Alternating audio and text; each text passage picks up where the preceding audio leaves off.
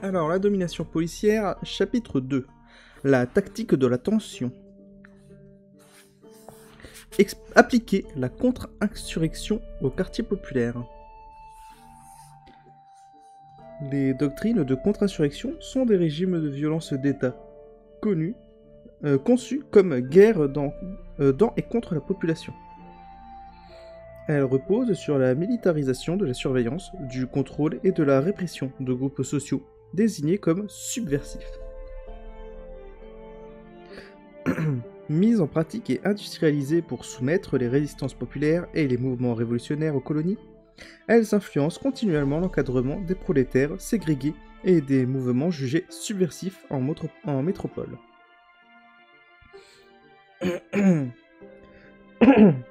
Ce sont des formes de guerre policière, structurées à la fois par la classe, la race et le genre, pour produire des rapports d'exploitation, de domination et d'oppression. Les doctrines de contre-insurrection sont organisées autour de l'articulation d'appareils de propagande, des structures d'action psychologique et de conquête des cœurs et des esprits, et d'appareils de coercition combinant des formes d'occupation et de quadrillage militaro-policier avec des techniques de contre-guérilla et d'extrême brutalisation. Dans les états-majors militaires, les politiques des grandes puissances impérialistes, deux fractions s'opposent sur les manières de déployer et de mettre en pratique ces doctrines. Des tenants du Heart and Mind militent pour augmenter l'emploi de la séduction, de la collaboration et de la sous-traitance dans l'encadrement militaro-policier. Parmi les experts de la contrainte et de la violence légitime, ils sont assimilés à une posture de gauche ou modérée. Face à eux, les tenants du kill or capture assurent qu'il faut assumer complètement le caractère colonial d'une occupation militaire et les intérêts expansionnistes des grands États en employant principalement la contre-terreur, c'est-à-dire la terreur d'État. On trouve une opposition similaire parmi les états-majors politiques et policiers qui tentent d'appliquer la contre-insurrection à l'intérieur des métropoles impériales. La bataille d'Alger comme prototype. La doctrine française de contre-insurrection a été élaborée durant les révolutions anticoloniales en Indochine et au Maroc et a été synthétisée pendant la guerre d'Algérie où elle a acquis le statut de doctrine d'État. Elle a été mise en œuvre de manière intensive et généralisée avant d'être officiellement rangée au placard au début des années 1960.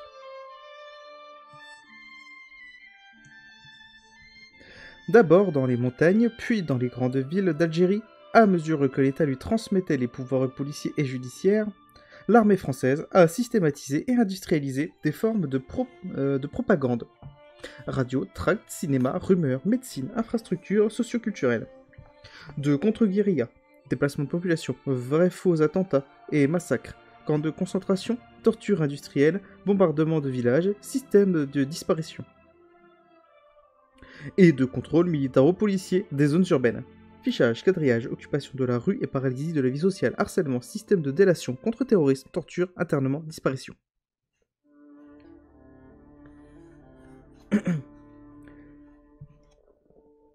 De janvier à septembre 1957, la contre-insurrection est mise en pratique pour la première fois dans une grande ville à Alger. La bataille d'Alger va fournir la vitrine de cette nouvelle technologie de pouvoir, dotée des pleins pouvoirs civils et militaires, le 4 janvier 1957.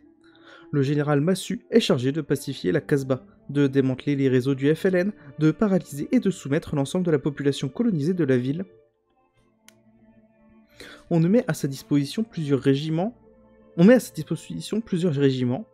des forces de police, de gendarmerie et des CRS, des unités de la DST, du contre-espionnage, SDECE, et des commandos du 11e choc. La combinaison de ces forces doit permettre de terroriser les insurgés et leur milieu de prolifération en quadrillant la zone de façon rationnelle et intensive.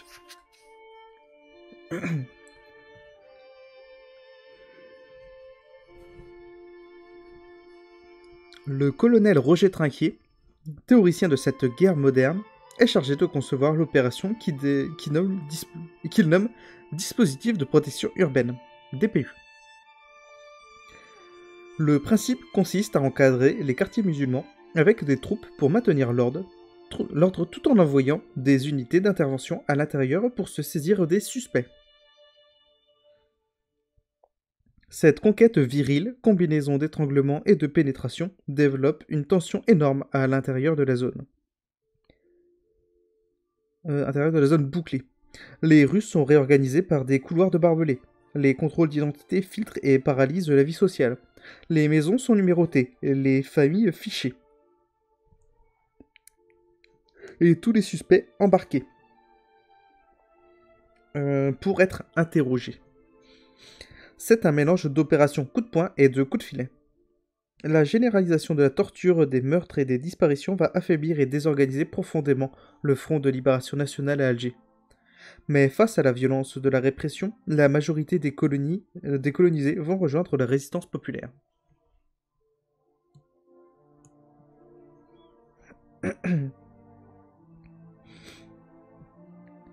La contre-insurrection est une technologie de pouvoir qui se déploie sur le temps long et force ainsi l'État à financer un véritable marché public et privé de la guerre policière.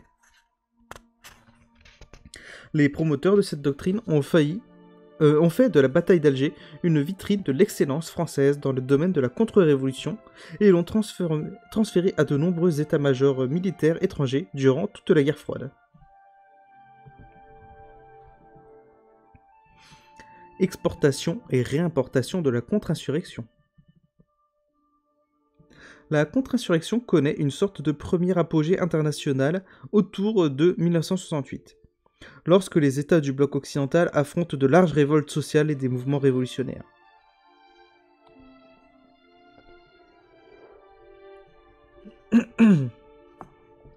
Dans tous les États impérialistes, l'emploi de la contre-insurrection en contexte colonial a eu une influence significative sur la transformation des mécanismes d'encadrement à l'intérieur du territoire national.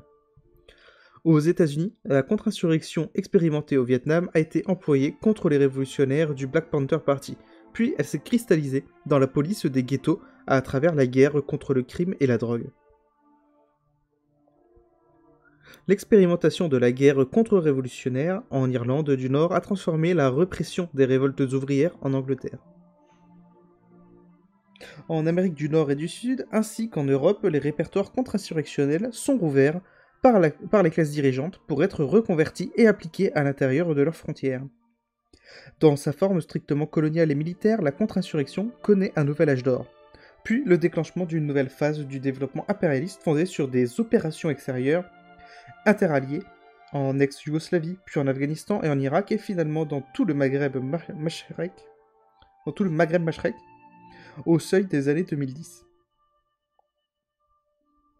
Les états-majors militaires, politiques et policiers des États impérialistes évaluent parallèlement la qualité et l'efficacité de ces doctrines pour soumettre des foules civiles sur des territoires conquis. Ils chercheront ensuite à les redéployer dans ce que les idéologies sécuritaires appellent des zones grises urbaines, c'est-à-dire dans leurs enclaves endocoloniales.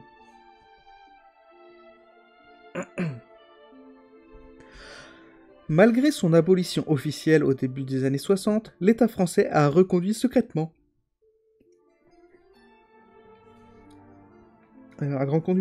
l'emploi de la contre-insurrection pour maintenir l'ordre dans les post-colonies et les États sous-traitants du pré-carré France-africain, depuis les guerres d'indépendance jusqu'à nos jours. De nouvelles expérimentations intérieures de la mécanique contre-insurrectionnelle sont engagées au début des années 1990 contre les nouvelles classes dangereuses engendrées par la déstructuration de la classe ouvrière et la ségrégation endocoloniale.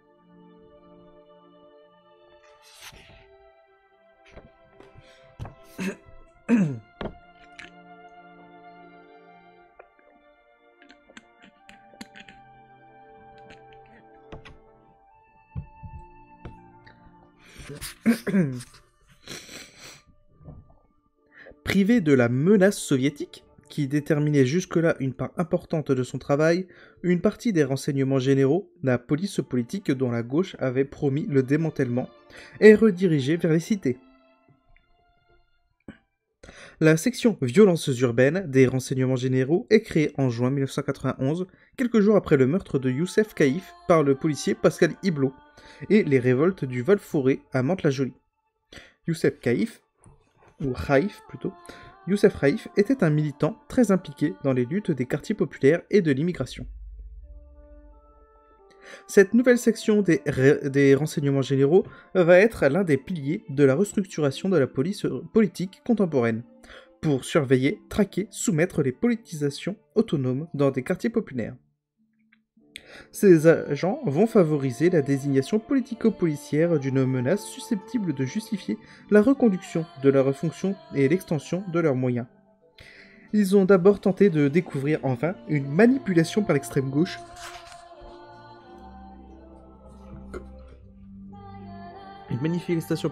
et la mouvance antifasciste radicale et autonome. Ils se sont alors attachés à démontrer la cohérence des bandes qui en seraient responsables.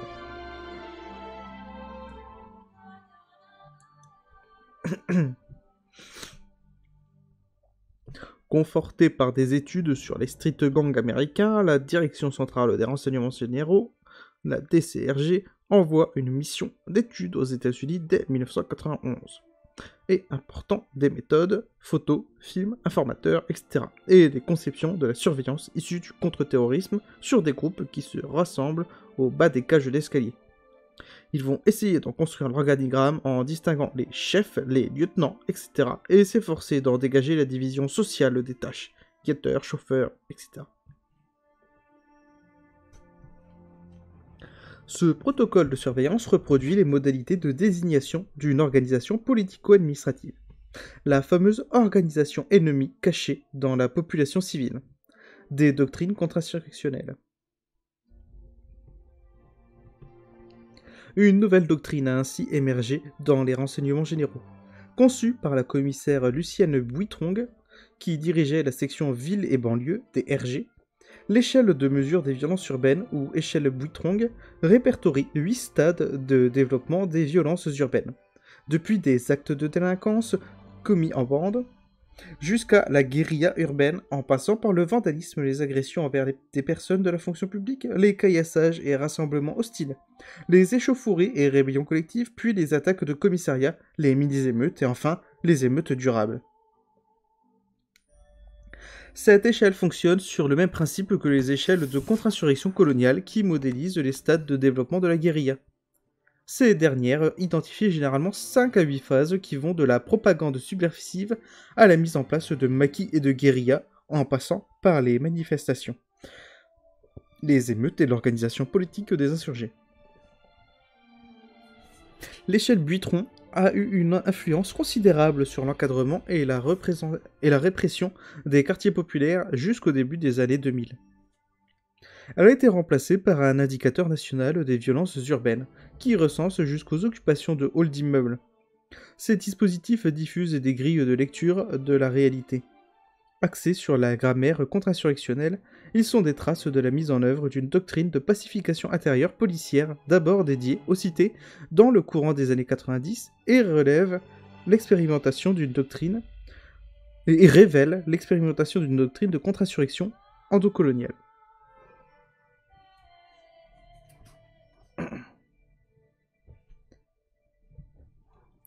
Forger de nouvelles unités spécialisées. Pour faire face à l'extension, à l'insatisfaction et à la coordination des révoltes, les commissariats ont d'abord fait appel à des unités répressives extérieures, notamment des CRS. Ceux-ci ne connaissent pas le terrain et agissent en unités groupées, face à des individus épars, en petites bandes, sans réelle cohérence. Comme le constate un commissaire en poste durant cette expérience, il a donc été décidé de créer de nouveaux types d'unités. Les brigades régionales d'enquête et de coordination, BREC, sont alors formées pour faire de l'anti-émeute tout en s'occupant en amont du renseignement opérationnel. Elles sont affectées à la lutte contre les bandes organisées sévissant dans les grands ensembles urbains en réaction à la vague de violence urbaine qui s'est déclenchée en France durant l'été 1991. Elles sont attachées à la région parisienne pour devenir des spécialistes de ce territoire et commencent effectivement à quadriller la Grande Couronne après les révoltes de Mantes-la-Jolie en 1991.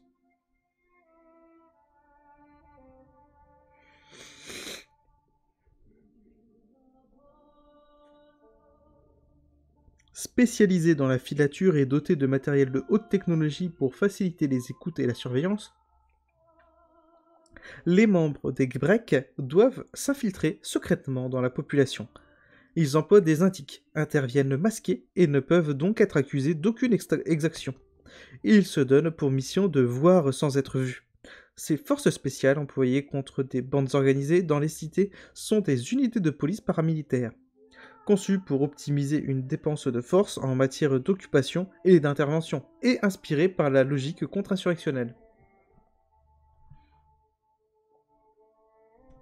En mai 1992, Pierre Bérégovoy accède au poste de Premier ministre et désigne l'insécurité urbaine comme cible principale de son gouvernement. Paul Quilès, ancien ministre de la Défense né en Algérie et formé à la contre-insurrection durant la guerre coloniale, est nommé au ministère de l'Intérieur. Il fournit un plan d'action immédiate pour la sécurité policière dans les zones urbaines les plus touchées par l'insurrection au quotidien, en assurant un quadrillage dissuasif du terrain. Ce vocabulaire tiré des doctrines de pacification militaire permet d'accompagner le développement d'unités spécialisées dans le maillage territorial. Fin 92, une brigade de répression des actions violentes, la Brave, est formée à Lyon, spécialisée pour agir dans les zones sensibles de la région. Elle est dotée de nouveaux matériels plus performants et assez mobiles pour le démantèlement de bandes, l'identification et l'interpellation de casseurs en situation de maintien de l'ordre dépassé. Charles Pasqua revient au ministère de l'Intérieur en mars 1993. Il a lui-même été un praticien et un technicien politique de la contre-insurrection et a déjà participé pendant la guerre d'Algérie et tout au long de la Ve République au développement des formes intérieures et parapolicières de guerre antisubversive. Le 3 avril 1993, il déclare « Les malfaiteurs n'ont pas de la justice la crainte qu'ils devraient avoir. Je souhaite que la justice se montre ferme, très ferme, de façon à ce que dans ce pays, les honnêtes gens soient rassurés et les malfaiteurs inquiétés. » Dans la semaine qui suit cette déclaration, les brutalités policières se multiplient et au moins 5 morts du fait de la police sont répertoriés en quelques jours. Le 6 avril, Makome Mbowole, 17 ans, est tué à Boutouchan-Appuyé, dans le commissariat des Grandes Carrières à Paris. Le 12 avril, Pasqua annonce « Les Français veulent plus de sécurité. Ils ne peuvent plus des multiples atteintes à la paix et la tranquillité publique qui empoisonnent leur vie quotidienne. Nous avons ensemble un formidable défi à relever. Je compte sur votre total engagement au service de cet objectif prioritaire. » Le lendemain de la diffusion de ce message, 2 jeunes sont tués par la police. Le premier à Ouatrelos d'une balle dans la tête. L'autre qui succombe au commissariat d'Arcachon après avoir été tabassé.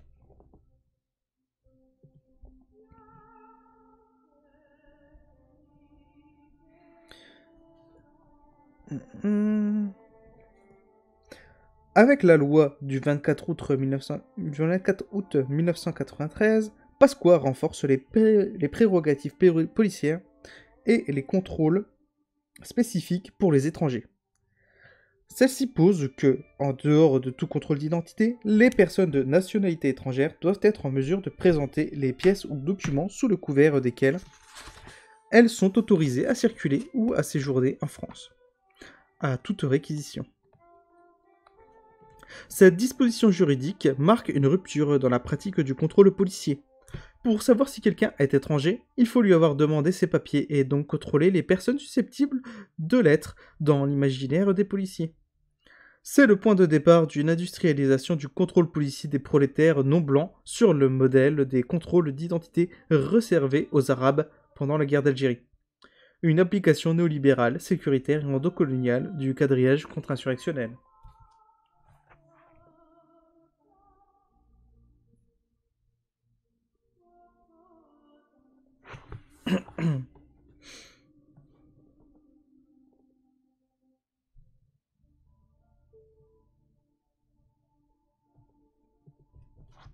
Montage antiterroriste.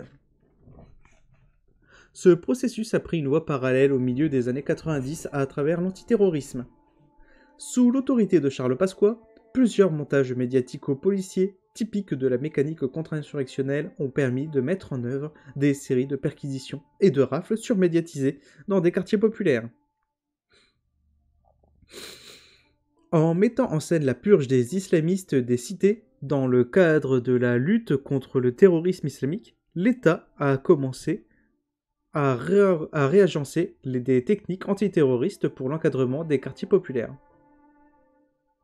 Le 9 novembre 1993, un vaste coup de filet anti-islamiste organisé par les services de Charles Pasqua aboutit à l'arrestation de 88 militants ou sympathisants de la fraternité algérienne en France.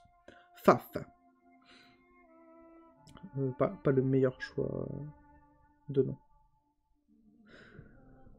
Une organisation proche du Front islamique du salut, l'opération Chrysanthème est la plus grande rafle d'opposants algériens organisée en France depuis le 17 octobre 1961. Ils obtiendront tous un non-lieu en juillet 2001. Le magistrat antiterroriste Roger Leloir ayant fini par établir que les documents accablants retrouvés au domicile du principal suspect, Moussa Kraouch, provenaient directement des services de police. Le juge évoque une construction de preuves pure et simple. Tiens.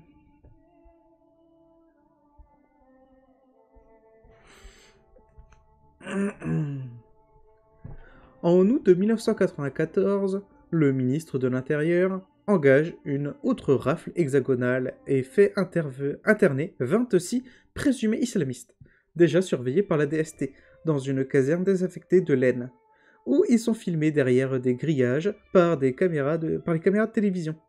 Ils n'ont commis aucun délit, sont en situation régulière et seront, pour une partie d'entre eux, expulsés au Burkina Faso. Leur culpabilité n'a jamais été établie depuis. Dans le cadre de cette affaire des islamistes de Faux-Lambray, le ministre de l'Intérieur lance une opération de contrôle d'identité sans précédent dans les quartiers sensibles. 27 000 en 2 semaines.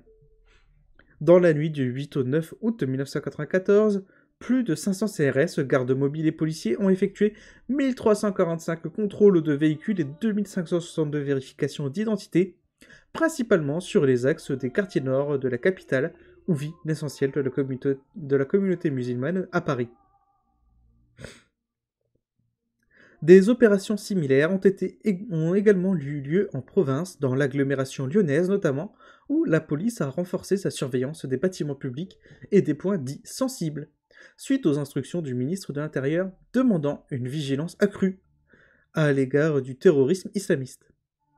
Le 10 août 1994, sur RTL, il reconnaît que les contrôles ne visent pas particulièrement les milieux intégristes islamistes, mais si on ne va pas à la pêche, on ne prend pas le poisson.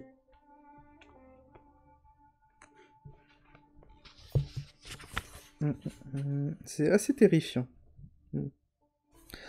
L'ère Chevènement. À partir du milieu des années 90, des officiers de l'armée française ont commencé à réassumer l'emploi de la contre-insurrection à l'intérieur. Sur le territoire national, c'est le début de l'activation ininterrompue du plan Vigipirate qui permet d'organiser un quadrillage militaro-policier des grandes villes, fluctuant mais continu.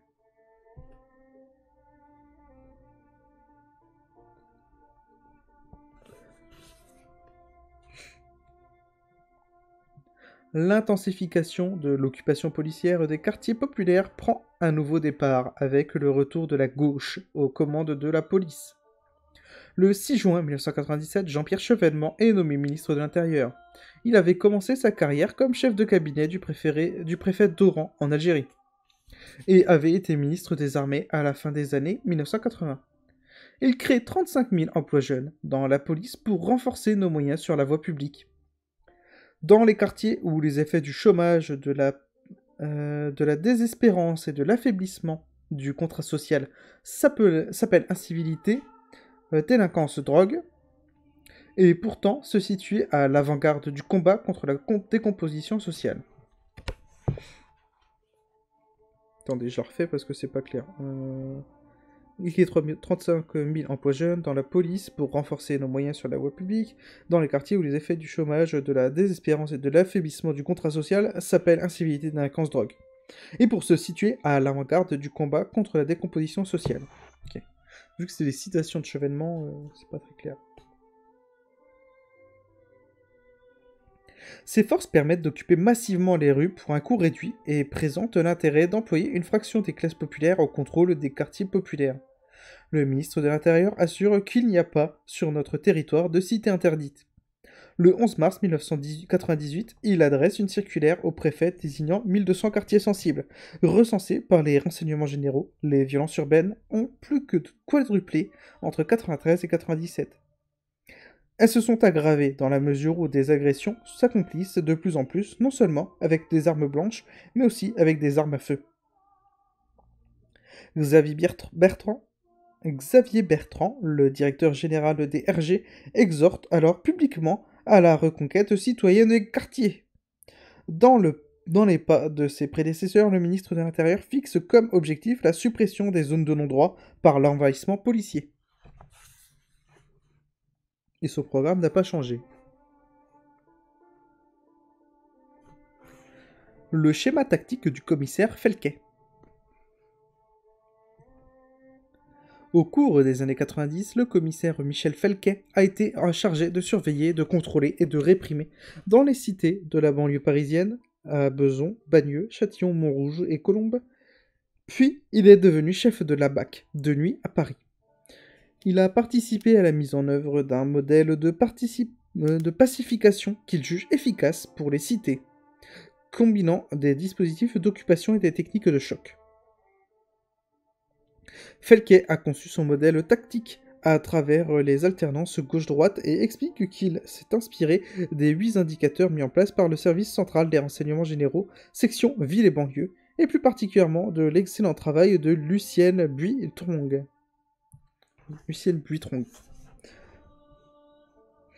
Lui-même a expérimenté un schéma tactique basé sur le nivellement de la tension policière.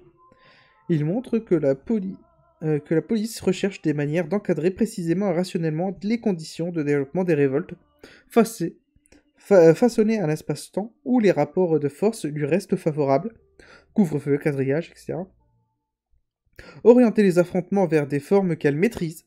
Il expose une autre mécanique fondamentale de cette expérimentation, faisant valoir l'emploi coordonné d'une police de proximité et d'une police d'intervention. Les dispositifs d'occupation et de maillage des quartiers populaires par une présence policière visible ont fortement participé à forger une conscience commune de l'oppression collective. Cette forme de quadrillage contre-insurrectionnel quotidien est en expérimentation constante car elle produit des conditions d'extension des polices anti-émeutes et de contrôle des foules.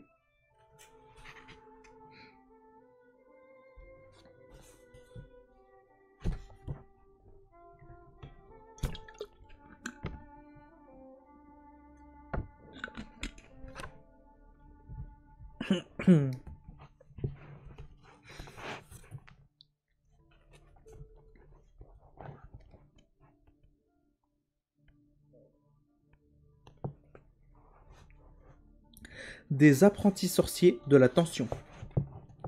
L'ancien gardien de la paix, Éric Blondin, rapporte dans ses carnets la préparation d'une opération dans une cité du 10e arrondissement de Paris. Le 25 janvier 2001, il décrit une intervention apparemment classique fondée sur le nivellement de techniques de choc suite à l'attaque d'une patrouille quotidienne. La mission consiste à se déployer dans la cité et à contrôler tous les jeunes. La consigne est de ramener le plus de monde possible au poste. Pour cela, il faut un motif. Un gardien de la paix interroge. Si on tombe sur des jeunes qui font rien, qu'est-ce qu'on fait? Prenant de vitesse le commandant à un gradé, balance cri et vocif. Il veut dire qu'il faut verbaliser pour cri et vocifération, qui est une infraction couramment utilisée pour ne pas partir les mains vides, lorsqu'une vérification ne se passe pas très bien, mais que le jeune n'a pas commis de délit. C'est aussi devenu un substitut à l'outrage à agent de la force publique. Le commandant intervient. S'ils font rien, vous les contrôlez quand même. Ils ont rien sur eux, c'est bon, vous les laissez. Mais s'ils ont même une crotte de nez, vous serrez. Détention de stupéfiants donc au poste. Les effectifs sont en colère pour ce qu'ils ont subi la veille et attendent du commandant un soutien total. Ce dernier s'investit dans un discours très clair. Fermeté, usage de la force si nécessaire. Les policiers sont rassurés. Cela se dit sur leur visage. Le commandant serait-il inquiet sur l'interprétation de ses propos? Il ajoute: mais attention, une fois l'individu interpellé, que ce soit sur la voie publique ou dans le car ou au poste, on n'y touche plus.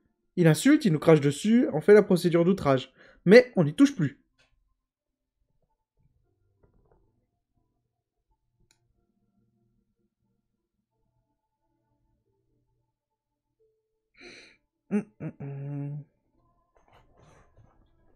Ce récit illustre le rôle fondamental que joue la gestion institutionnelle de l'agressivité policière dans la mise en pratique d'une contre-insurrection endocoloniale.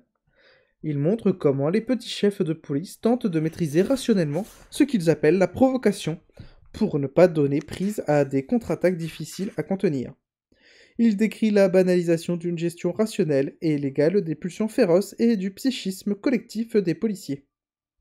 Loin des fictions qui dépeignent les policiers en experts de méthodes rigoureuses qu'ils maîtriseraient parfaitement, il met en évidence la grande imprécision et les marges d'improvisation laissées par les petits chefs à l'interprétation de leurs agents distributeurs de violence. La mise en pratique d'un schéma contre-insurrectionnel tient autant à la transmission hiérarchique d'une doctrine plus ou moins formelle qu'à la production d'un imaginaire collectif qui conduit les impulsions coercitives des policiers dans une direction relativement définie et corrigée a posteriori. Lors d'une intervention visant à sécuriser la cité en 2005, un brigadier-major galvanise ainsi ses troupes en criant: on a perdu la guerre d'Algérie, il y a 40 ans on a baissé notre froc, c'est pas aujourd'hui qu'on va le baisser à nouveau. Pas de prisonniers, on trique. S'ensuit le tabassage en règle de Turcs.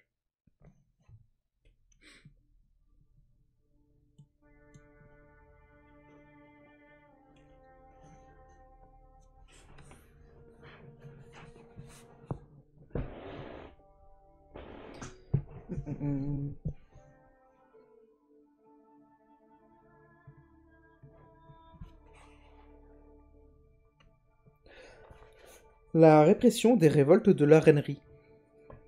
À la fin des années 90, certaines révoltes soumises au premier modèle de contre-insurrection donnent lieu à des confrontations où les forces de l'ordre sont mises en difficulté plusieurs jours de suite dans la rue.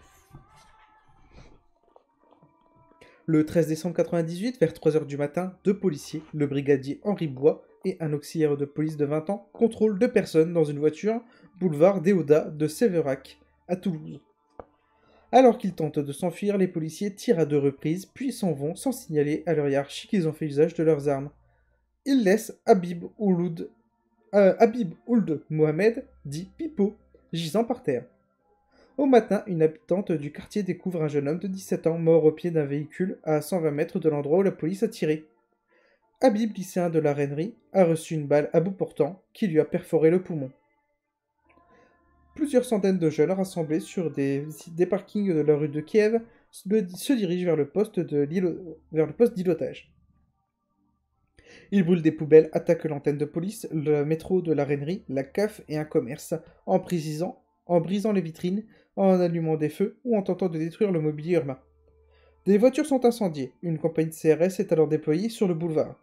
À 19 h, près de 200 jeunes repoussent et mettent en fuite les policiers postés au carrefour de la rue de Kiev et la zone industrielle Babinet.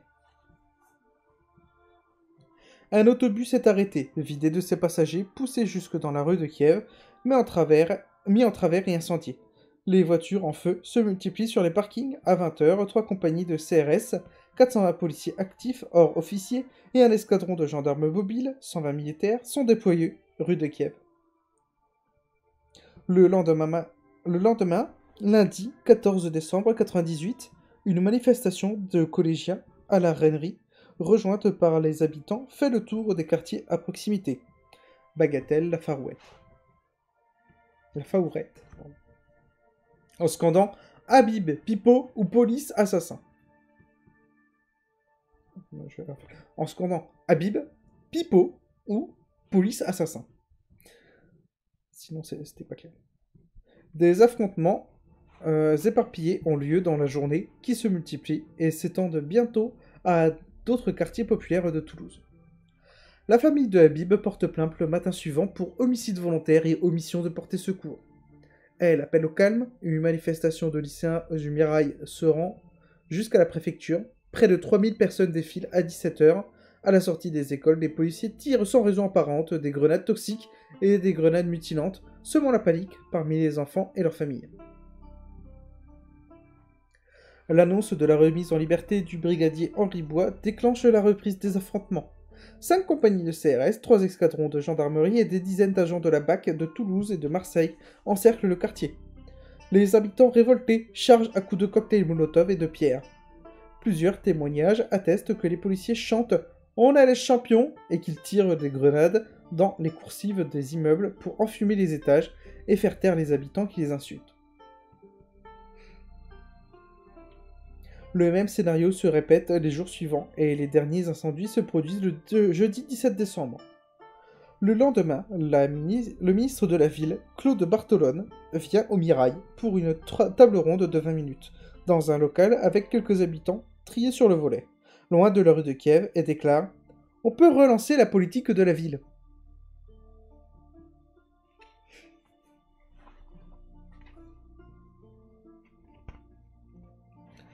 La répression des révoltes de Damaris, Damary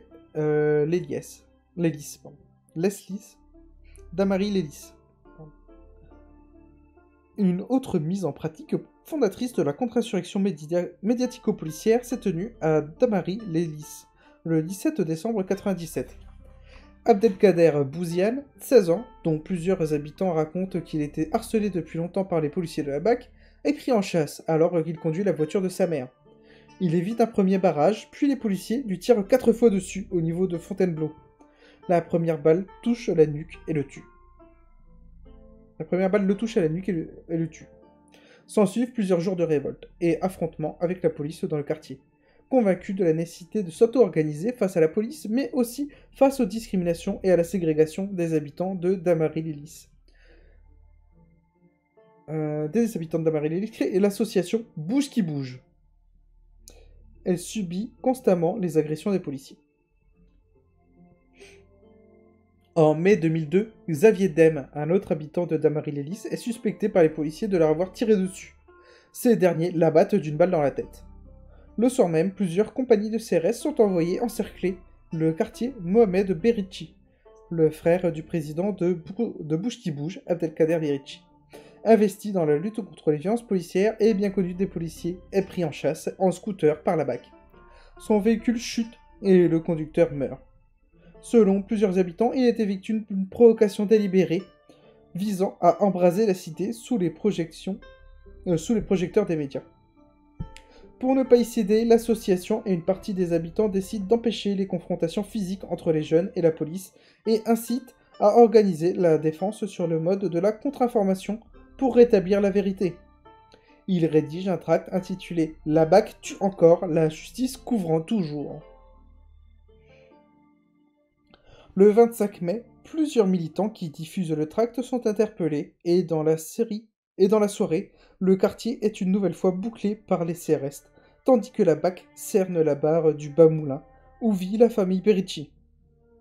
La nuit venue, des banderoles sont accrochées sur la façade du bâtiment et des slogans sont inscrits pour dénoncer la violence policière.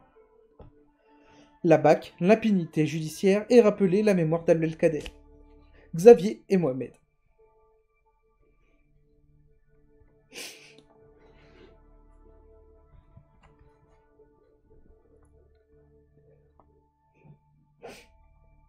Le préfet rend hommage à la maîtrise et au professionnalisme de la police soumise depuis plusieurs jours à des multiples provocations. Ils insistent sur le fait inacceptable qu'un petit groupe de personnes s'arroge le droit de vouloir faire la loi par la peur et tente de soumettre la population d'un quartier à des pressions fortes avec visiblement l'intention d'y conquérir un territoire pour y établir un trafic. Il annonce alors la mise en place d'un groupe d'intervention régionale, GIR, avant la fin de la semaine suivante. Le syndicat national des policiers en tenue, SNPT, dénonce lui aussi des inscriptions et des banderoles sur la façade de la barre du Bas-Moulin qui constitueraient des appels à la haine anti-flic. Le syndicat appelle à une manifestation de policiers pour le 2 juillet. Le lundi 24 juin, vers 6 h du matin, 200 CRS encerclent la barre. Des tireurs d'élite du raid sont postés sur le toit d'un supermarché face au bâtiment. La police procède au premier grand ravalement de la façade depuis son édification pour retirer les banderoles et nettoyer les tags. Elle mène un vaste contrôle d'identité des résidents de la barre, puis fouille et met à sac le local de l'association Bouge qui bouge. L'office HLM signifie à Bouge qui bouge l'expulsion de son local et le 27 juin, dans un communiqué de presse, Jean-Claude Mignon, maire UMP de la ville, qualifie les militants associatifs de petits terroristes de quartier, dont le but serait de faire échec à toutes les actions et des institutions et de la police afin de continuer leurs méfaits en toute impunité. Il aurait imputé des vols et de matériel et un attentat à la voiture bélier. Le maire ajoute que les locataires de la rue du Bamoulin sont pris en otage par des individus en rébellion contre la République et la France.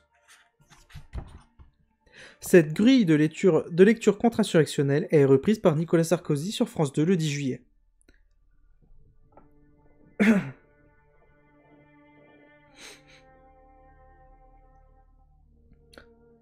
Les forces de l'ordre doivent reconquérir le terrain qui est abandonné. Nous prenons un exemple. Il y a une cité, à Damaris-les-Lys, où la police et la gendarmerie n'avaient plus le droit de citer, justement. On y avait peur depuis des années. Le GIR et Saint-Thomas et Seine-et-Marne. Le GIR de Seine-et-Marne y a été il y a quelques jours. Ça a été décevant sur le plan pénal, mais pour ceux qui y habitent, c'est l'immense majorité sont des gens honnêtes qui ne demandent qu'une chose, c'est vivre tranquillement. Tout d'un coup, ils se sont dit, on n'est plus abandonné. 6 jours plus tard, le 16 juillet, débute l'Assemblée nationale des débats relatifs à la loi d'orientation et de programmation sur la sécurité intérieure.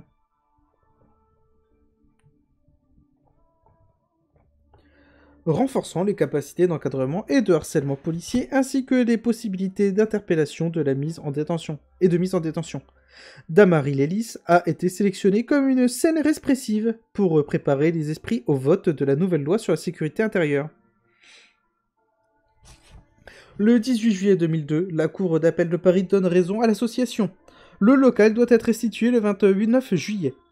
Mais le 27, vers 10 h, il est détruit par un incendie volontaire, comme a fini par le reconnaître la police judiciaire. Persuadé que la destruction était le fait de policiers radicalisés, Bouge qui bouge porte plainte contre X pour dégradation et incendie volontaire. Un mouvement de résistance collective a pris forme de 1997 à 2004 à Damaris-les-Lys. Un militant de Bouge qui bouge raconte. Pour aller plus loin, même l'émeute est une action politique. Une réaction collective de ras-de-bol contre la Hokora, le mépris. Cette violence ne résout peut-être rien, mais à certains moments, elle est utile. Nous, on assume qu'en 1997, à la mort d'Abdelkader, on a réagi très violemment, et c'était légitime. L'année dernière, après la mort de Mohamed, on avait plus d'expérience, on était devenus des vrais militants. On s'est dit qu'il y avait aussi d'autres moyens d'agir et de mobiliser les habitants du quartier. On a manifesté, on a fait en sorte qu'un maximum de gens prennent conscience de ce qui se passe dans le quartier. Et en faisant comme ça, malgré le fait qu'aucune voiture n'ait été brûlée, aucun policier blessé, la répression policière a été beaucoup plus violente en 2002 qu'en 1997. Notamment contre les militants de Bouge qui bouge, de H2B ou du MIB. Malgré les carnages sociaux qu'elle a provoqués, la contre-insurrection médiatico-policière n'a pourtant pas été capable de soumettre le quartier de la plaine du Lys.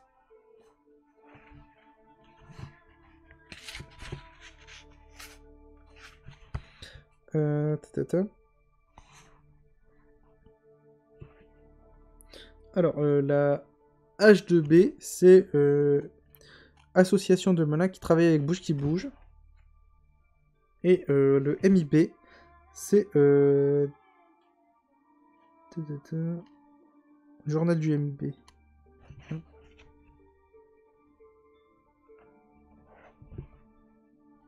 Ça, la référence, ça donne sur Damaris-les-Lys, les terroristes de la plaine, les échos des cités. L'écho des cités, journal du MIB. Ah ok, c'est un espèce de petit journal local, sûrement.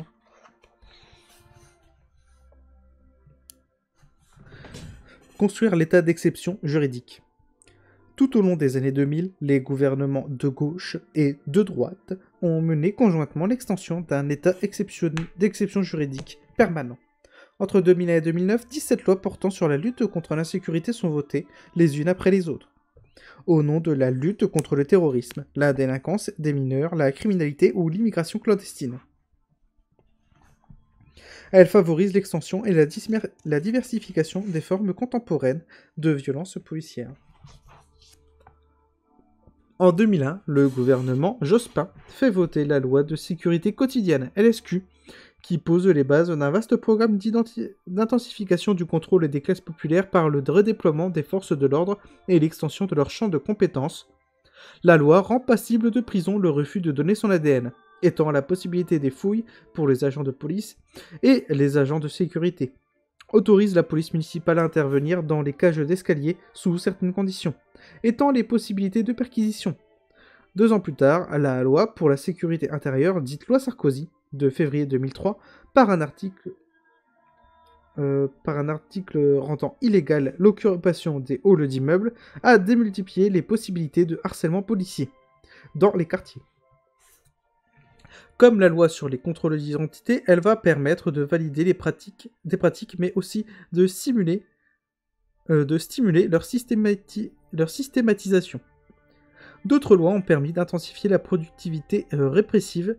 La loi du 9 mars 2004, dite Perben II, en instituant un régime spécial pour la délinquance organisée, a ainsi permis d'arrêter des groupes entiers, de prolonger les gardes à vue, de les étendre aux mineurs de plus de 16 ans, et d'empêcher tout regroupement dans la rue.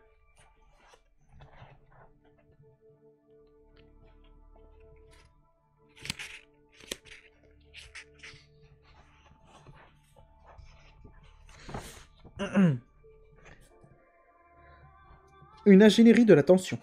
L'expérimentation d'une contre-insurrection médiatique et policière a mis en œuvre une tactique de l'attention, un programme de renforcement autoritaire basé sur la provocation, c'est-à-dire l'agression délibérée, la fabrication médiatique, politique et policière d'une menace et son attribution à un ennemi de convenance. Ces formes de tension produites par la conquête des banlieues et la guerre à la criminalité sont saisies rationnellement par les grands moyens et petits chefs policiers.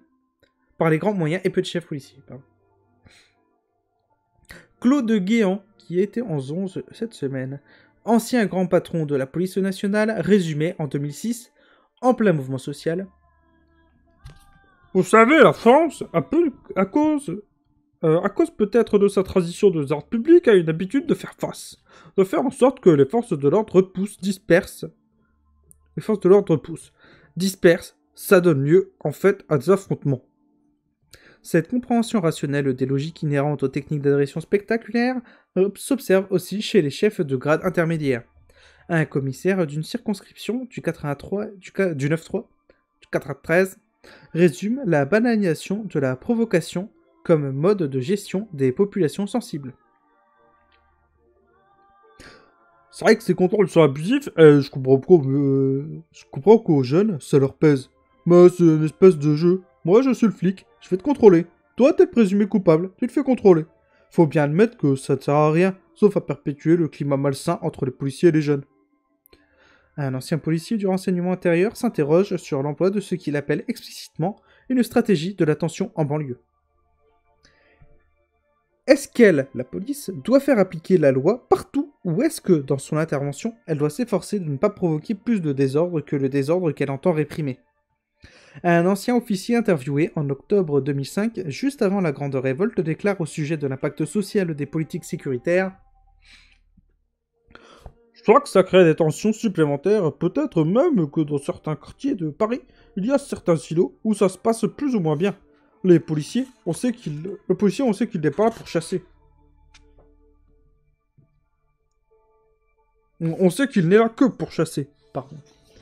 Donc les flics sont dans les quartiers pour chasser. On ne peut affirmer que les tactiques de tension sont conscientes et intentionnelles chez tous les policiers qui les pratiquent, mais il faut reconnaître l'existence de stratégies politiques rationnelles, d'une ingénierie de la tension impulsée par les classes dirigeantes et distribuée par les différents niveaux de la hiérarchie policière. Voilà. Alors, La répression des révoltes de novembre 2005. Cette tactique de la tension policière des quartiers populaires est déjà largement systématisée au début de l'année 2005. Elle va jouer un rôle déterminant dans l'association des révoltes qui prend forme à l'automne. Par un télégramme au préfet, le ministre de l'Intérieur annonce en juillet 2005 un plan de renforcement de la lutte contre les violences urbaines au deuxième semestre 2005. Le policier François Berger, qui se souvient du dispositif déployé à la Reinerie, à un habitant du quartier le questionnant sur le bouclage mis en place durant plusieurs mois, il expliquait. Je sais ce que vous avez subi, l'espèce de blocus pendant un certain temps, et c'était très dur à faire passer au niveau des habitants. Mais c'était l'outil dont on disposait à l'époque pour essayer d'endiguer ces voitures qui rentraient volées, qui finissaient par flamber ces rodéos, ces homejacking.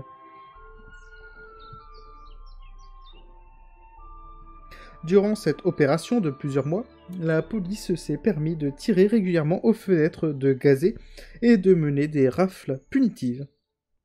Les hélicoptères ont survolé constamment le quartier, perturbant le sommeil de tous les habitants durant de nombreuses nuits. Le 17 octobre 2005, Nicolas Sarkozy nomme Christian Lambert, un ancien du RAID, à la direction des CRS et fait diffuser dès le lendemain une circulaire intitulée « Les nouvelles modalités de la participation des forces mobiles de la police nationale à la lutte contre l'insurrection et les violences urbaines ».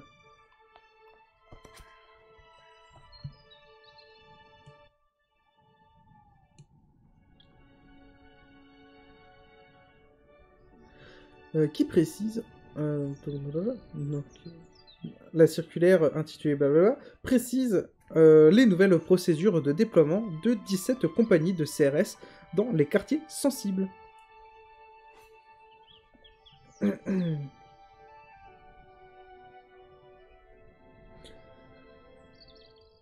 J'insiste sur le caractère opérationnel de ce plan de renforcement de la lutte contre la délinquance et des violences urbaines qui sera à ce titre périodiquement révisé. La première évaluation est fixée à janvier 2006, après les fêtes de fin d'année. Conclut la circulaire du ministre de l'Intérieur. Le 25 octobre, sur la dalle d'Argenteuil, ce dernier officialise le plan de quadrillage permanent des quartiers difficiles par les CRS, en affirmant vouloir débarrasser la population de la racaille. 2 jours plus tard, le 27 octobre, ce programme est mis en application dans le cadre de la répression des révoltes consécutives à la mort de 2 adolescents poursuivis par la police à Clichy-sous-Bois. Mais il est aussi activé dans de nombreuses zones sensibles en prévision. Ces forces déployées contre des quartiers où il ne se passait rien vont devoir faire face à un large mouvement de révolte simultané, atteignant un point critique dans les capacités policières. Le gouvernement de Villepin décrète l'état d'urgence le 8 novembre 2005 et le proroge pour 3 mois, le 15 novembre.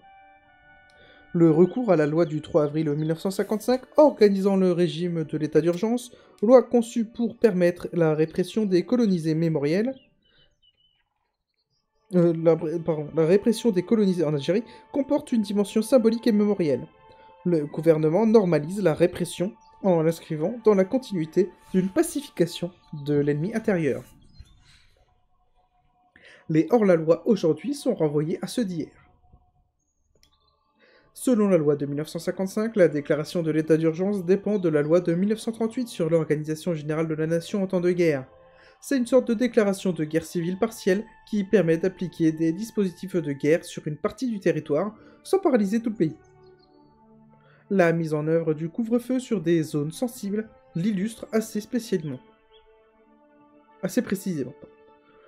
L'état d'urgence permet au préfet d'interdire là où il le juge intéressant, la circulation des personnes ou des véhicules dans les lieux et heures fixés par arrêté, d'instituer par arrêté des zones de protection ou de sécurité où le séjour des personnes est réglementé, d'interdire le séjour dans tout ou partie du département à toute personne cherchant à entraver de quelque manière que ce soit l'action des pouvoirs publics et de prendre toute mesure pour assurer le contrôle de la presse et des publications de toute nature, ainsi que celui des émissions radiophoniques, des projections cinématographiques et des représentations théâtrales.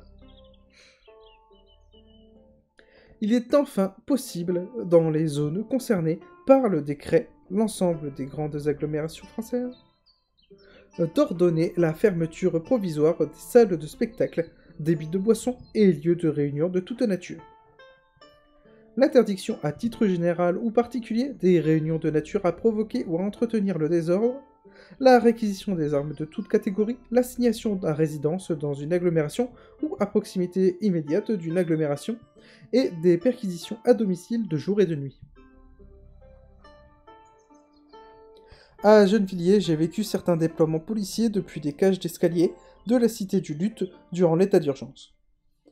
En 2005, cette génération plus jeune que la mienne, qui s'est confrontée à la police directement dans la rue, mais différentes classes d'âge et catégories d'habitants ont participé d'une manière ou d'une autre. Toutes et tous ont subi le bruit et la lumière des projecteurs des hélicoptères tournoyant au-dessus des tours pendant plusieurs nuits consécutives. Les gaz et la saturation policière des rues. Le quartier était entouré par des camionnettes de CRS et des équipes de BAC ou de voies publiques opéraient à l'intérieur en tirant au flashball sur les passants masculins pressant le pas à leur vue pour s'abriter. De temps en temps, des pelotons de CRS en forme tortue bloquaient la rue principale, puis se mettaient à ratisser le quartier. De nombreuses chasses aboutissant à des tabassages et des arrestations étaient lancées contre les habitants, complètement étrangers aux affrontements. Un soir, l'un de mes amis a été attrapé alors qu'il revenait du travail. Il a été roué de coups dans un camion avant d'être relâché sans explication. La répression des révoltes a donné lieu à un gigantesque déploiement de forces dans les grandes et moyennes villes sur tout le territoire national.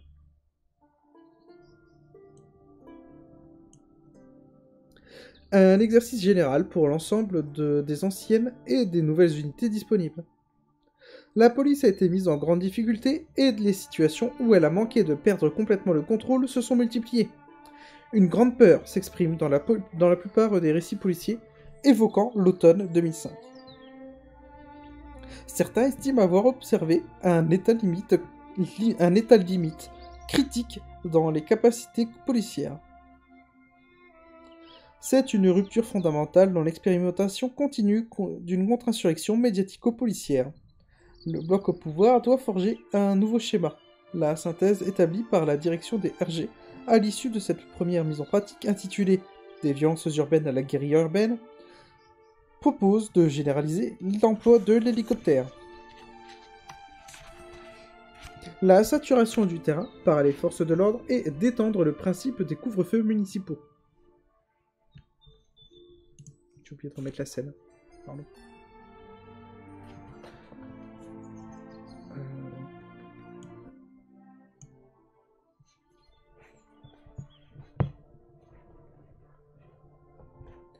Villiers-le-Bel, terrain d'essai du nouveau modèle.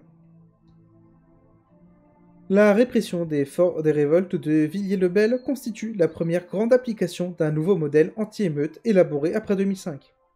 Le 25 novembre 2007, Mouchine Sehouli, 15 ans, et Lahami Samoura, 16 ans, sont tués à Villiers-le-Bel, dans le Val-d'Oise, percutés à moto par une voiture de police.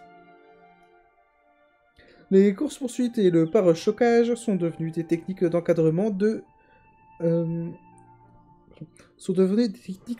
quotidien des quartiers populaires. Elles appartiennent au répertoire des pratiques que certaines hiérarchies policières tentent parfois, en période critique, de maîtriser par les interdictions de principe.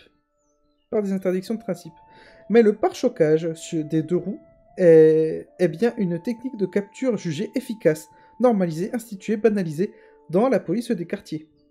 Sur les deux roues, il faut avoir l'effet de surprise, il faut fermer le rayon de braquage, raconte un baqueux. Pendant 2 jours, la préfecture fait boucler et tente de paralyser plusieurs quartiers de la ville puis des environs, avec des unités de maintien de l'ordre, CRS, gendarmes mobiles. À la version policière propagée par les médias, les jeunes auraient jeté leurs véhicules contre la voie publique et aux dispositifs d'occupation et d'encerclement préventif répondent des premières attaques. Des unités d'intervention, BAC notamment, sont envoyées pour pénétrer les premières clôtures, les périmètres clôturés, pour y traquer et capturer des suspects. Une combinaison d'étranglement et de provocation, de coups de poing et de coups de filet est mise en œuvre. Cette occasion nouvelle est d'expérimenter des assemblages de techniques de matériel et de troupes, notamment d'unités spécialisées et classiques, policières et militaires, anti-bandes, anti-émeutes et antiterroristes, BAC, RAID et GIGN. Le lieutenant d'une des compagnies de sécurisation, une force d'intervention rapide, affectée à Villers-le-Bel, est en l'occurrence un ancien militaire formé au contrôle des foules, au Kosovo. Sur un principe comparable à celui de la bataille d'Alger, les habitants des quartiers populaires de Villiers-le-Bel subissent une tactique de pacification militaro-policière, basée sur des formes de quadrillage et d'action commando de basse intensité. Les cités de la ville sont soumises à une forme de punition collective, à un principe directement hérité du droit colonial qui a structuré toute la répression jusque dans sa partie judiciaire. Elles sont asphyxiées sous des nuages de gaz toxiques, transpercés par des tirs d'armes intermédiaires et par les viseurs infrarouges de troupes d'élite héliportées, balayées pendant plusieurs nuits par les projecteurs et le vacarme des hélicoptères. La révolte de Villiers-le-Bel est restée localisée et n'a duré que 2 jours, mais son intensité a frappé les esprits aussi fort que les nuits de l'automne. 2005. Elle a pris des formes imprévues. Des habitants de plusieurs quartiers de Villiers-le-Bel et des environs de Goussainville, Sarcelles, Cergy, Garges-les-Gonesse ont saboté la mécanique policière. Ils ont déstabilisé l'appareil répressif et de nouvelles fissures sont apparues. Les experts des violences urbaines déboussolés dénoncent à la fois l'organisation des émeutiers et leur sauvagerie.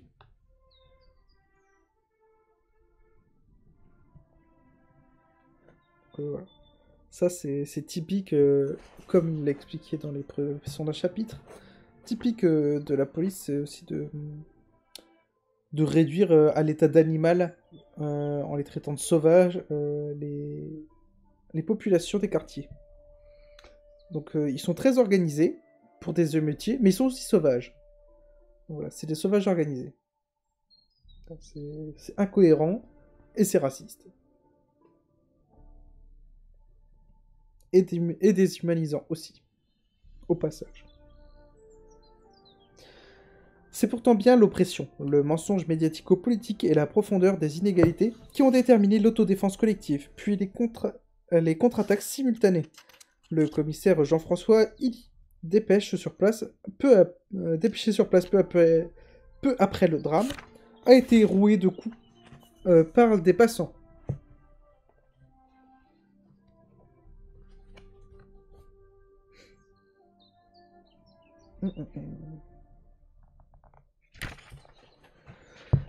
Plusieurs centaines de personnes ont affronté avec de simples pierres.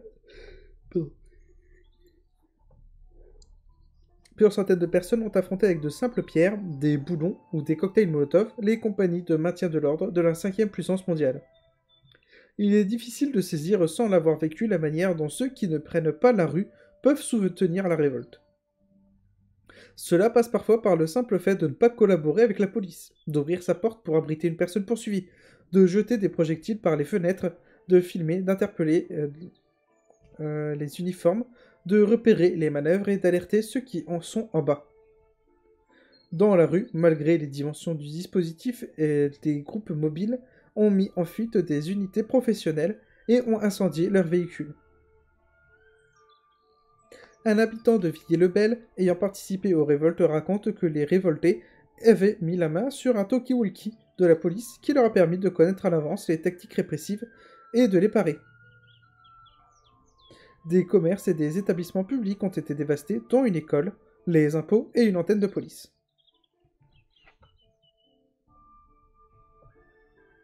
Le 29 novembre 2007, le chef de l'État annonce à ses troupes le commencement d'une deuxième phase.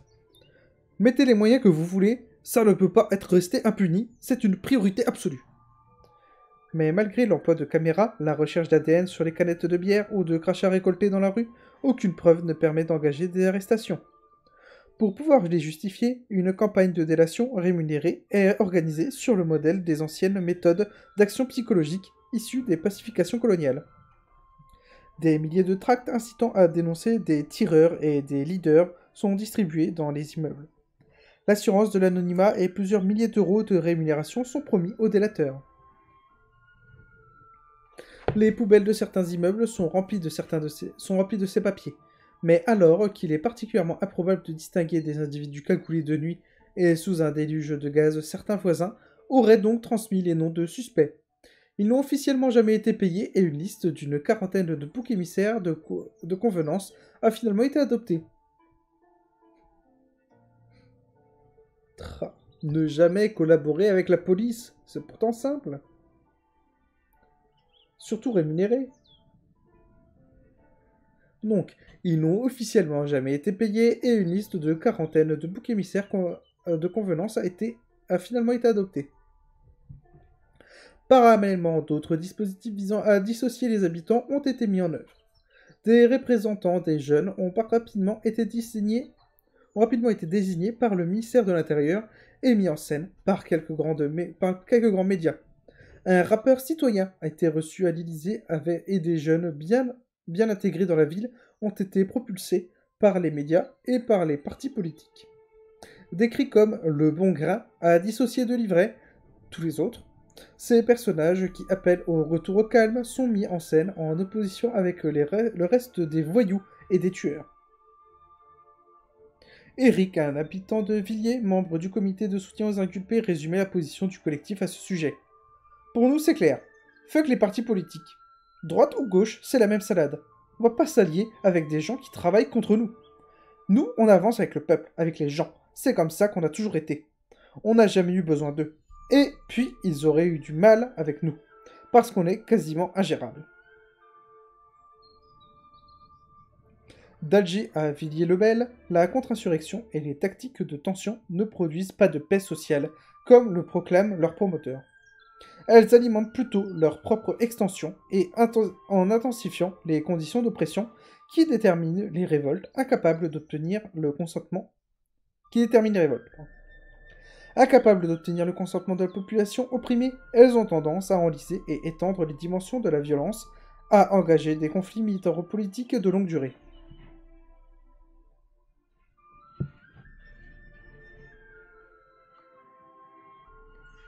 Pendant les 3 mois qui suivirent, une seconde opération de grande ampleur est en préparation. Elle est déclenchée le 18 février 2008 pendant 2 jours.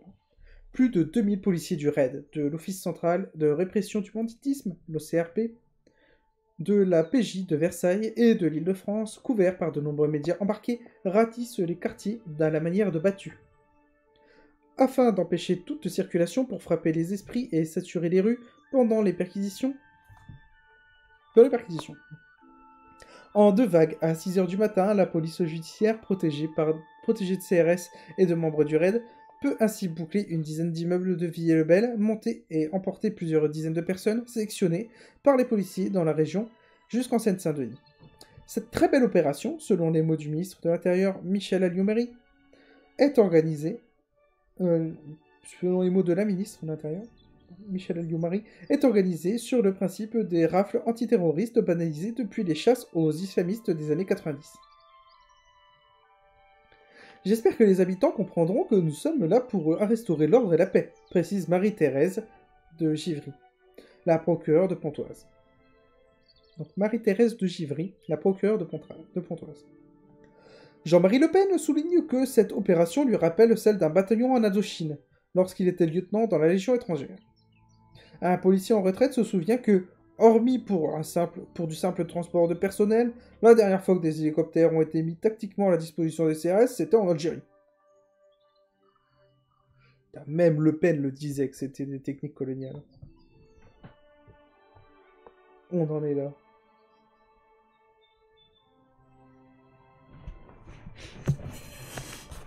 Villiers-le-Bel est dès lors sélectionné comme terrain d'entraînement pour tester et développer de nouveaux dispositifs d'occupation. Les unités territoriales de quartier, UTEC, qui auront en charge de quadriller la circulation et la vie sociale sur la place publique, des zones urbaines sensibles et de faciliter la délation anonyme. Nous n'allons pas faire de l'îlotage pacifique, assure Valérie Moulin, commissaire responsable de l'unité. Les UTEC doivent assurer le renseignement opérationnel, favoriser le signalement de délits. C'est sûr qu'on va déranger, mais c'est le but. L'UTEC est une police offensive, ajoute-t-elle. L'objectif est de rentrer gentiment dans le quartier. Dans les quartiers accompagnés par des renforts. Mais juste au cas où. Ces unités auront la charge de maintenir la pression jusqu'au procès.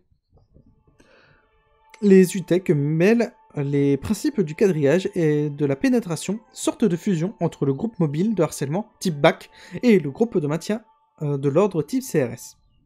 Ce sont des unités capables d'assurer elles-mêmes les mâchoires et le choc de la tactique de l'attention. Makakante, un habitant de Villiers-le-Bel, raconte.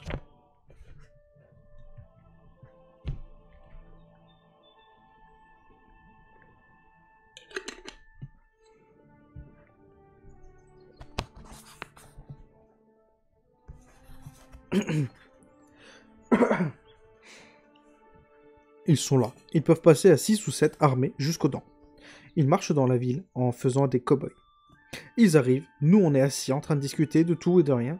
On tue le temps. Tu vois 8 policiers qui passent et les 8 vont s'arrêter en face de nous. Je comprends pas. On m'a souvent parlé des UTEC. Mais quand je suis sorti et quand j'ai vu ça, ça m'a étonné. Les gens du quartier m'ont dit, les 8 ils bloquent tout le périmètre. Ils sont là à marcher comme des cow-boys, à regarder à droite, à gauche. Pourquoi ?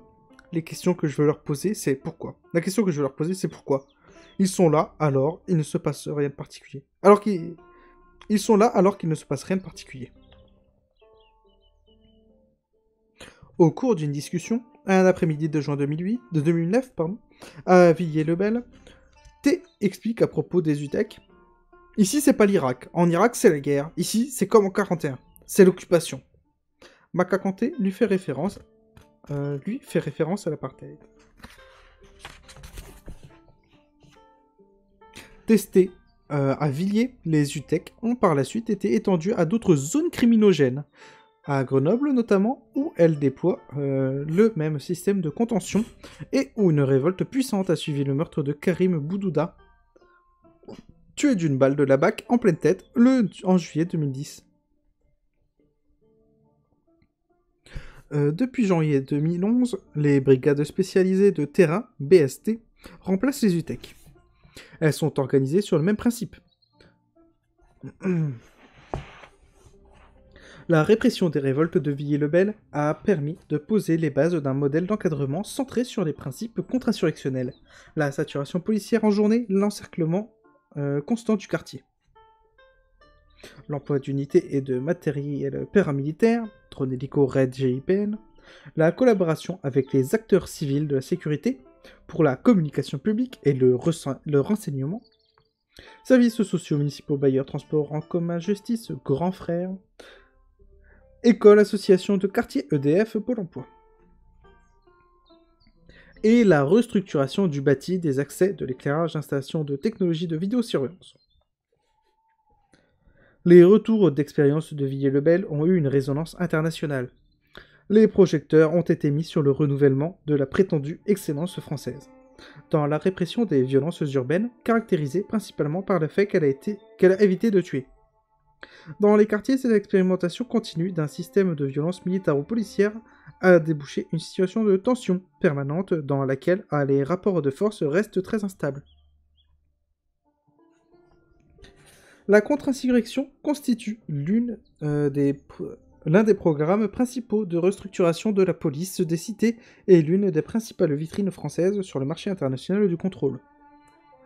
En octobre 2009, le centre d'entraînement des forces armées en combat en zone urbaine, le CENZUB,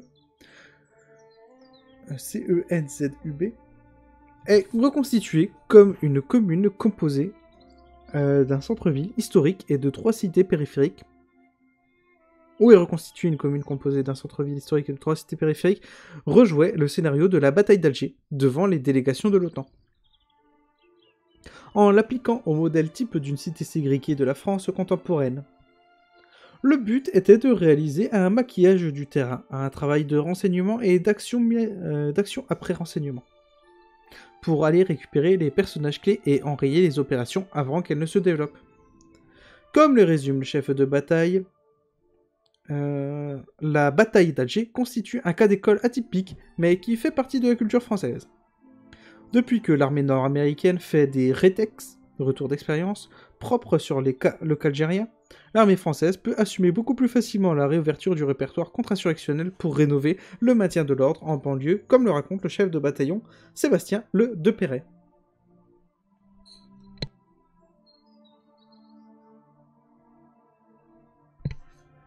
Au CENZUB, ou au Centre National d'Entraînement des Forces de Gendarmerie, le CNEFG,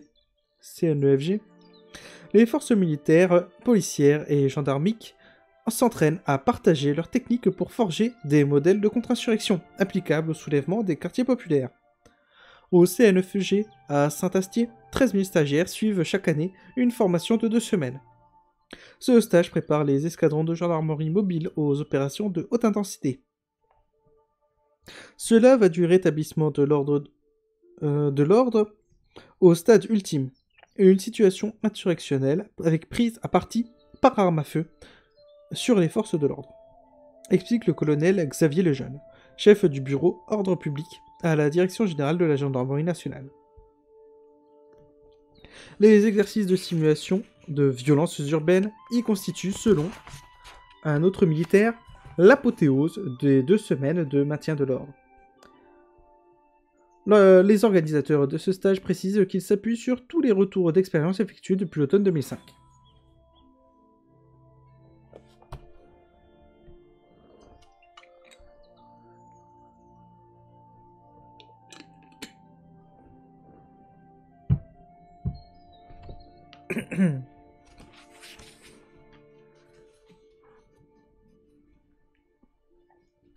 En 2010, 2 textes fondateurs réactualisent la doctrine de contre-insurrection française et la légitiment à nouveau à la tête de l'État. Pour la première fois, depuis son abolition officielle au début des années 60, le texte fondateur, l'instruction provisoire TTA 117 sur l'emploi de l'arme psychologique de 1957 servait jusqu'à-là de référent officieux aux militaires qui continuaient d'employer la contre-insurrection à l'extérieur. Directement issu des retours d'expérience en Afghanistan et de la rénovation de la doctrine US pour l'OTAN, le FT-13 contre-rébellion, spécifique de l'armée de terre de 2009, et la doctrine interarmée DIA 3.4.4 contre-insurrection, publiée par le CICDE en novembre 2010, insiste sur le fait qu'il s'applique à l'extérieur pour les armées, mais les concepts qu'il réinstitue sont clairement applicables sur tout le continuum militaro-policier. Citation. Une insurrection se définit par les activités d'un groupe ou d'un mouvement organisé, souvent idéologiquement motivé, qui cherche à provoquer le changement politique de l'autorité gouvernant un pays ou une région. Ces activités sont centrées sur la persécution et la contrainte de la population en employant la violence et la subversion.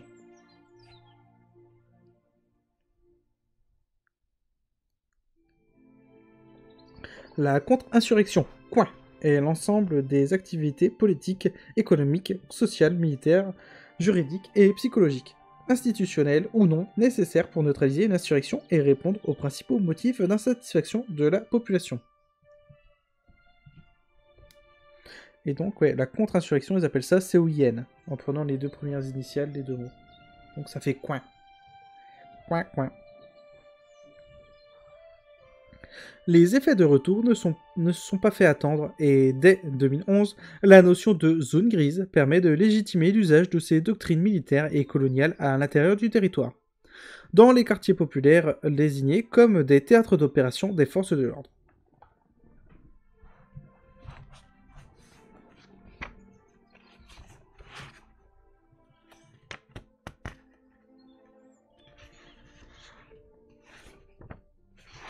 dernier sous-chapitre, et on va terminer, et ça va nous clore notre chapitre. Il reste 4 pages. Le socio-apartheid. L'application de la contre-insurrection au quartier populaire continue un processus entamé à la fin des années 70. Généralisé au début des années 90 et industrialisé au début des années 2000, nous pouvons parler d'un socio-apartheid, c'est-à-dire d'un système de mise à l'écart et de séparation socio-raciste, non pas supporté par une structure juridico-administrative explicitement raciste et des périmètres immobiles comme en Afrique du Sud ou en Palestine, mais par un ensemble de discriminations sociales, économiques et politiques ainsi que des frontières symboliques et sociologiques fluctuantes mises en œuvre par l'action combinée de la police et de la justice, des médias et des institutions publiques. On peut comparer l'emploi du concept de zone criminogène et l'histoire du barbelé, ce dispositif fondateur des systèmes d'apartheid qui clôture en dépossédant.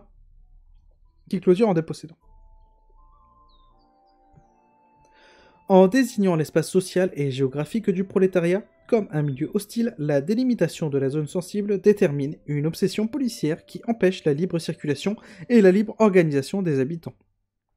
Comme le barbelé avait créé les conditions de la disparition physique et culturelle des Indiens d'Amérique du Nord, l'ancien commissaire de Toulouse, Jean-Pierre Havrin, résume. Il y a un discours qui dit « faut pas faire de ghetto ». Mais si on fait ce genre de manœuvre, c'est bien pour en faire un ghetto. Et j'ai pas dit un camp, mais un endroit où on peut pas sortir vraiment, où l'on est contrôlé chaque fois qu'on va et qu'on vient. C'est quand même quelque chose qui doit être fortement justifié par une réalité, par une insécurité qui pourrait exister ou non, et non pas par une insécurité supposée qui ne se réduit d'ailleurs qu'à l'origine des gens qui sont dans le quartier. Le socio-apartheid s'incarne dans l'activité des unités de police. Il se matérialise par des procédures de contrôle, de surveillance et de répression focalisées sur les non-blancs, en particulier sur les pauvres en général. L'ancien commissaire lie cette focalisation à une certaine efficacité du contrôle des pauvres. Devant la capacité globale d'un pouvoir à arriver à mettre en place ce qu'il avait promis, la sécurité, le mieux-être des citoyens, on détourne l'attention en désignant un bouc émissaire qui, comme par hasard, est un étranger, plutôt bronzé. En désignant des gens qui, en plus, par chance, pour eux, habitent un territoire identifiable, eux sont identifiables. Le territoire est identifiable, donc on se sert de ce point de fixation pour créer la peur chez les autres et démontrer qu'on a identifié le fauteur de troubles. Le commissaire Jean-Pierre Havrin, directeur départemental de la sécurité publique de Haute-Garonne, démissionné par Nicolas Sarkozy en 2003 pour mettre en scène l'intensification sécuritaire, Havrin s'était fait le chantre d'une police de proximité de prévention, a saisi des logiques de tension contenues dans l'application d'une contre-insurrection médiatico-policière.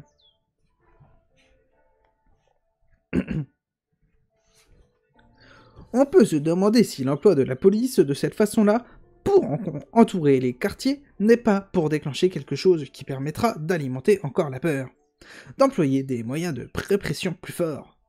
Au bout d'un moment, les gens sont excédés, donc on crée une réaction. Avec l'emploi de techniques telles que celle-là, ou l'emploi de mots tels que Karcher, et après tout le monde s'étonne que ça explose. Enfin, sauf ceux qui l'ont créé. Le commissaire Havrin synthétise le positionnement des fractions de l'état-major policier militant pour restructurer la police des quartiers autour de dispositifs d'occupation dits de proximité. Il se confronte publiquement aux fractions qui promeuvent en particulier l'emploi systématique et intensif de la contrainte et de la peur. Ces oppositions relèvent des luttes internes pour la maîtrise des appareils répressifs et qui recoupent les grandes oppositions entre fractions de gauche et de droite des classes dominantes. La fraction représentée par le policier Havrin met publiquement en cause le phénomène tout en masquant sa participation décisive à l'extension du maillage territorial. Car sur le terrain, les violences policières, les techniques d'occupation et les techniques de choc se mêlent désormais sous tous les gouvernements successifs. Les UTEC, mises en place par la ministre de l'Intérieur, Alliot-Marie, et les BST, par son successeur Hortefeux, avaient bien, sans le dire, rétabli le principe des polices de proximité. L'occupation permanente et le quadrillage constant des territoires populaires, les dispositifs de prévention ne sont en réalité jamais découplés des dispositifs de répression. Ils ne se remplacent pas, mais ont tendance à s'accumuler et à se conjuguer. Alors que la gauche de gouvernement se concentre sur la fabrication de polices d'occupation et sur l'augmentation des effectifs de la police en tant que service public, la droite a plutôt tendance à étendre les polices de choc en favorisant le développement des technologies et de la productivité policière. L'articulation de ces deux idéotypes d'ingénierie policière et le relais des factions de gauche et de droite aux commandes de la police construisent une mécanique de tension basée sur des schémas d'extension et d'intensification de la violence policière. Des dispositifs de paralysie et de brutalisation simultanée à un schéma typiquement contre-insurrectionnel, auteur de plusieurs livres sur l'histoire de la police aux États-Unis, Christian Williams a lui aussi observé une transposition de la contre-insurrection sur le plan intérieur, qu'il a résumé à travers la formule « Community Policing plus Militarization equals Counter-Insurgency ». Donc, la traduction « Police de proximité plus militarisation égale contre-insurrection ».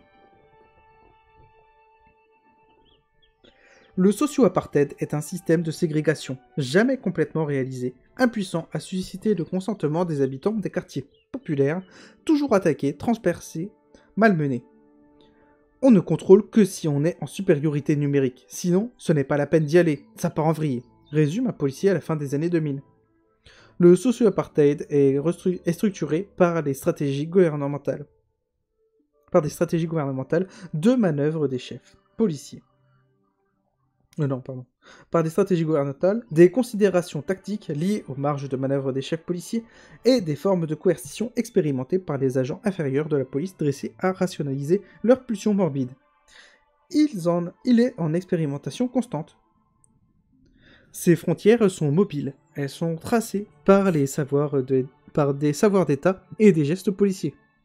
Cette flexibilité caractérise un système de ségrégation néolibérale, en ce sens qu'il doit rationaliser et rentabiliser sa productivité tout en autorisant une mobilité relative des opprimés pour pouvoir les exploiter.